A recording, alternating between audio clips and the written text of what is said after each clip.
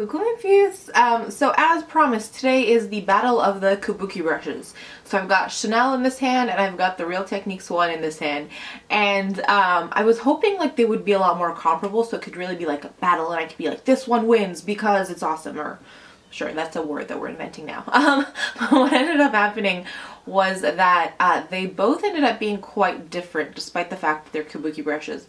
And so I wanted to talk you through what I liked each one for and that kind of good stuff. And the pros and cons of each, I guess. So the Real Techniques one, I picked up at Boots. Or actually I got free at Boots after I bought like the NYX Pick set, which I also am filming a review on. And if it has gone up, I think it'll go up first. If it has gone up, I'll put it down below. If not, it'll be the next one coming up, if that makes sense. Not like it comes up tomorrow, but like it'll come after this one. Right. I'm gonna goof me today. This is gonna be a fun video. So anyways, but it retails for $11.99 at Boots. So in pounds. So I'm thinking in dollars is probably around the $20 range. I'll find a link and put it down below in any case. And then the Chanel Kabuki brush retails for $60 and I got it quite a while back at a Chanel counter. So let's start with Chanel. Why not? So the Chanel comes in this little packaging. It's a lot fatter, not a lot, but a little bit fatter than the Real Techniques one.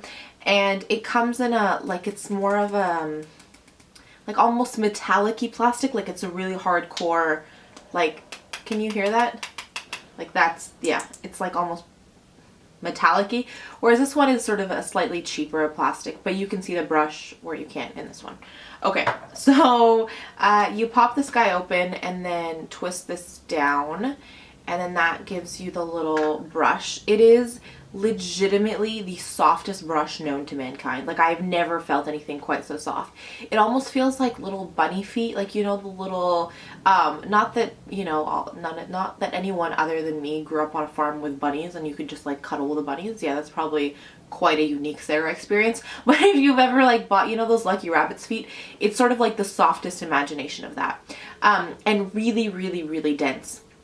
It is natural hair, and not only, and so because it's natural hair, I would not apply cream or liquids with it just because it's going to absorb that product. So you're going to waste more product and you're going to have a heck of a harder time cleaning this out because it's natural hair and those creams will just want to get absorbed into the hair.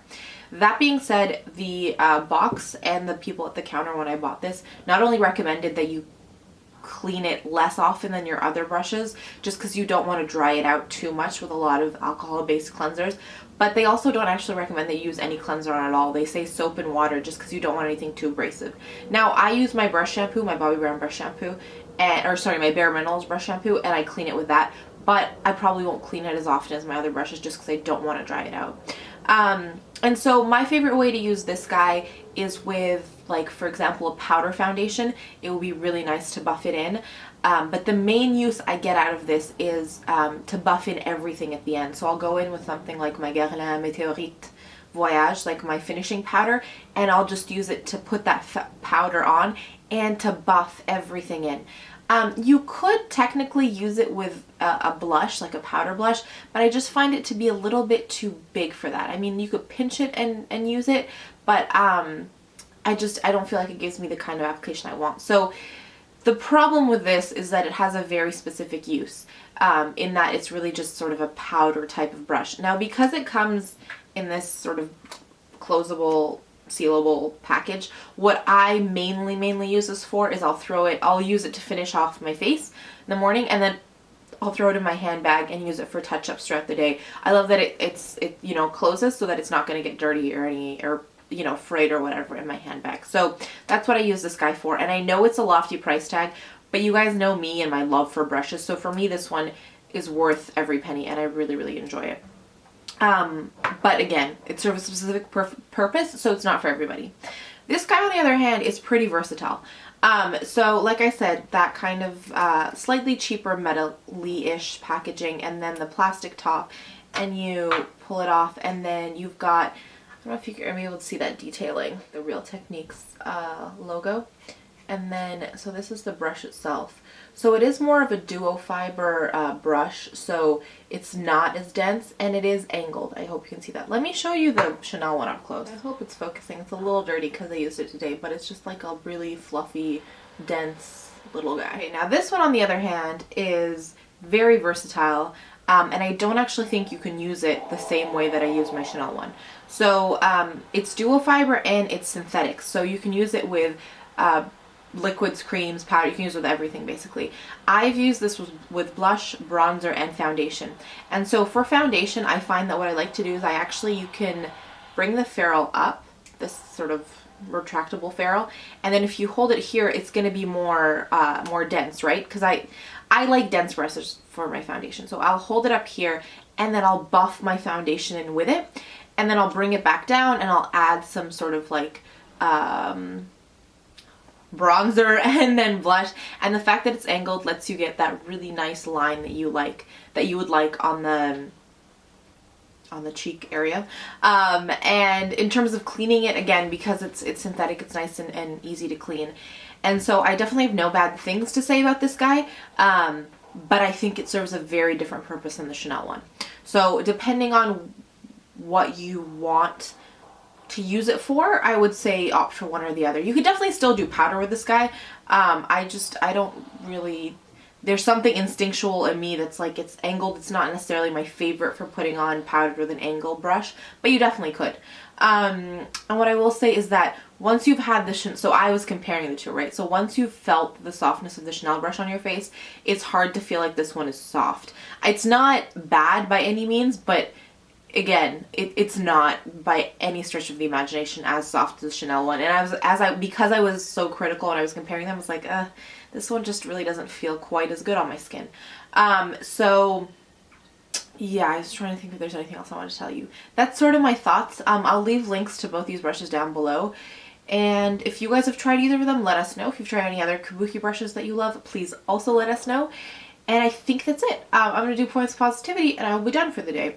So my first point of positivity is a really great veggie lasagna. I'm trying to expand my selection of M&S ready-to-go foods. I'm still not cooking because I don't like to cook. So I'm embracing the fact that I have cheap, easy, ready meals to go. So I tried some of their veggie lasagna the other day. It was super, super good. Made me incredibly happy. My second point of positivity is earlier this week I got to go to the Royal Opera. No, that's wrong. The Royal Ballet. I've gone to the opera, but I got to go to the ballet. And it was really, really nice. It was really long though, and I think the last piece was one that was a little more classical and it wasn't necessarily my thing, but the first opening, they did like 4 different pieces. So the first one was phenomenal. It was really modern. The colors were really beautiful. You really didn't need any words for them to express a story. So I definitely really enjoyed that. And it was something new for me.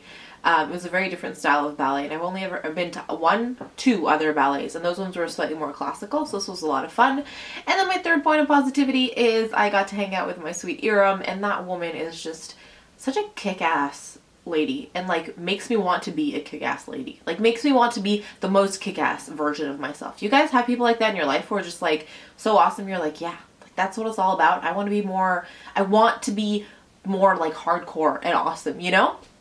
So yeah, she's phenomenal. She has a great Instagram that I will link down below. But hanging out with her was honestly just such a breath of fresh air. So that is it for me today. Let me know what's been bringing you guys some sunshine and happiness recently. I want to send you guys so much love. Thank you ever so much for being here.